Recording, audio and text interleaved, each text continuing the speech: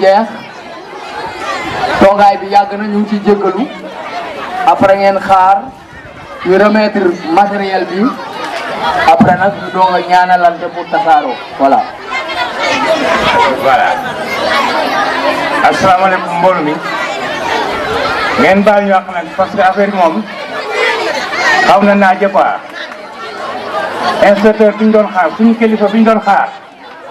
dafa mujj am empêchement de dernière minute otom sax nekku fa oo na ma léegi nee na amul lu ñu deful pour ñëw dañoo ne ñii dañoo ne commission d'examen ñii aussi ñu ngi ci yeneen liggéey inspecteur d'académie moo leen oo en réunion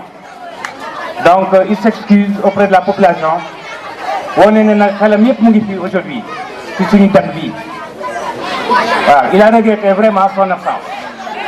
xam nga rek ils sont très pris actuellement surtout en ce jour de vendredi nga xam ne souvent ils sont trop sollicités mais néanmoins seen xel yëpp a ngi fii te nee nañ ma après dinaa leen jox discours bi pour ñu jéem ko exploiter ba xam parce qu'il y a des doléances quoi bien donc monsieur le maire de la commune de Kaolack bien qu'il ne soit pas là monsieur l'inspecteur d'académie de Kaolack monsieur l'IDEN de Kaolack commune monsieur les notables et délégués du quartier monsieur les notables de Koundam monsieur madame les invités messieurs les parents d'élèves chers collègues et très chers élèves, la cérémonie qui nous réunit aujourd'hui s'inscrit dans le cadre du partenariat qui est un des éléments fondamentaux pour l'atteinte des objectifs du millénaire pour le développement. Nul doute qu'aujourd'hui, la synergie de toutes les forces est indispensable pour un meilleur devenir et particulièrement pour celui de l'éducation. Le premier droit de l'enfant, défini par la Charte des Nations Unies, est celui à l'éducation. Le développement de notre cité repose entre les mains de ceux pour qui nous nous sommes réunis aujourd'hui, à savoir nos enfants. C'est pour cette raison que chaque parent d'élève est dans l'obligation d'inscrire et de maintenir son enfant à l'école. L'action humanitaire de cher Nicolas Negroponte d'offrir des ordinateurs sera inscrite en lettres d'or dans l'histoire de l'école El Hadji Serigne Diaw et de l'école sénégalaise en général.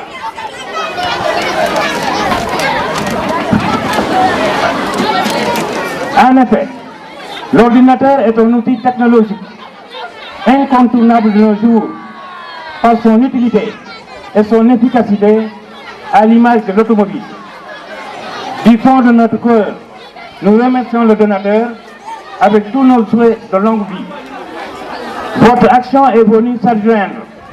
aux efforts permanents de l'État, de la mairie, de l'IA, de l'IDEN, qui n'ont ménagé aucun effort pour la promotion de notre système éducatif. Ces efforts sont illustrés par les performances d'excellence que l'IDEN de Kaolack commune a réalisées aux examens scolaires confondus au cours de ces 5 dernières années. L'IA et l'IDEN de Kaolack commune sont respectivement coachés par l'inspecteur Waror et l'inspecteur Seydi, deux pédagogues connus de tous pour leur droiture, leur franchise et leur engagement au service du travail bien fait. Que Dieu illumine la voie de ces bonnes, que Dieu illumine la voie de bonnes ambitions. Toutes ces forces sont venues soutenir les efforts inlassables d'enseignants responsables et méritants, d'une APE dynamique et d'élèves motivés. Mais la perfection n'est pas de ce monde et beaucoup d'efforts restent à faire. Ainsi, nous attirons l'attention des autorités académiques et administratives ici présentes sur le déficit chronique en mobilier qui demeure un sérieux handicap aux performances escomptées. Pour 500 élèves, notre école dispose de 140 tables bancs, soit en moyenne 3 élèves par table banc à tous les niveaux, c'est-à-dire du CI au CM2, de 9 chaises pour 17 enseignants, de 7 bureaux pour 12 classes et de 6 armoires pour l'ensemble des cours. Il y a aussi 2 abris provisoires à construire et 3 salles de classe à réhabiliter. Notre dernier appel s'adresse à notre cher honorable maire pour la prise en charge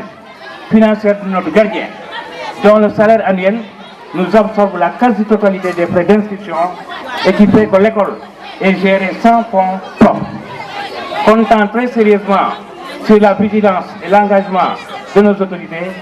j'ose dire que l'école El Hadji Serigne Diaw revêtira un manteau en vie de... école bi dëgg la tey neex na waaye nag am na yu des lu bëri lu ñu war a def ci école bi ñuy ñaan nag ñi fi toog ñëpp ñu jàpp ci parce que comme ni mu ko waxee inscription yi rek la ñuy demee ñu ngi def appel nag monsieur le maire comme ni mu ko waxee suñu gardien mu jëlal ñu ko en charge classe yi ñu war a réfectionné ku ci am xalaat wala projet wala yéene nga ñëw gis APE bi mais école bi du APE bi moo fi ne rek ñoom lañ koy bàyyee wala enseignant yi une fois de plus ñun Koundam ñoom moom école bi ku ci nekk war nga am yéene am xaalis jëlee ko ci biti wala matériel nga andi ko ci école Koundam mais suñ ne bureau fi rek bureau bi moo war a liggéey sa waay bi yomb de kon geste bi am tey keneen koo xam ne am na occasion am ay cahier wala am buntu wala am fenêtre na ko andi su ko andee dañ koy jël te day yokk école bi kon une fois de plus merci monsieur le directeur bon lu jaroon souligner la APE bi nag li mu mun mu ngi koy def inscription yi tamit parents yi occasion la yéen a ngi fi ñu jàpp ci ñun ñëpp fexe élèves yi di inscrire parce que pour l'instant APE loolu lay demee inscription xale yi rek amul beneen xaalis bu muy demee te inscription yooyu dañ koy xaaj école bi dafa am wàllam APE bi am wàllam kon merci monsieur le directeur bi ñu ko fàttalee nit ñi xam naa ñi toog tamit ku ci ne soo amee occasion wala am dara di nga ko andi école Koundam donc ñu leen di gërëm di leen di sant jeexagul nag parce que représentant Aliou di secrétaire bi remise officielle bi dina am dina jël matériel bi jox ko directeur wala Boubacar dina jël matériel bi jox ko APE lu mu gën a rafetee lañ koy defee balaa ñuy tëj man ma profité ci xëy na du ma waxaat di remercier ñi fi toog ñëpp encore une fois de plus un représentant de l'APE monsieur le directeur plus Boubacar Diallo noonu la ñuy defee remise bi